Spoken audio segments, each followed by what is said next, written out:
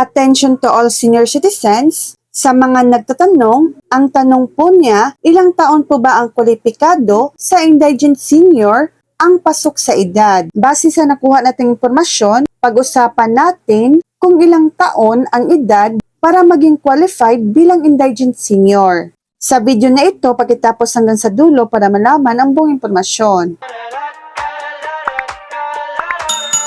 Para maging qualified bilang indigent senior citizens, sa ilalim ng Social Pension Program ng DSWD, kailangan mong matugunan ang mga sumusunod na requirements. Una, edad, dapat ay 60 years old pataas. Pangalawa, katayuan, dapat ay indigent, ibig sabihin, mahirap o walang sapat na income para sa kanilang basic needs. Pangatlo, pinagkukunan ng kita, dapat ay walang regular na pinagkukunan ng kita mula sa pamilya o iba pang sources. Pang-apat, pension, hindi tumatanggap ng pension mula sa SSS, GSIS o iba pang government or private institutions. Pang-lima, residency, dapat ay residente ng Pilipinas. Mahalagang paalala, 60 years old, ang minimum age para maging qualified bilang indigent senior citizen ay 60 years old. Ang DSWD ang magsasagawa ng assessment para malaman kung ikaw ay qualified sa Social Pension Program. So yan lang po ang latest update.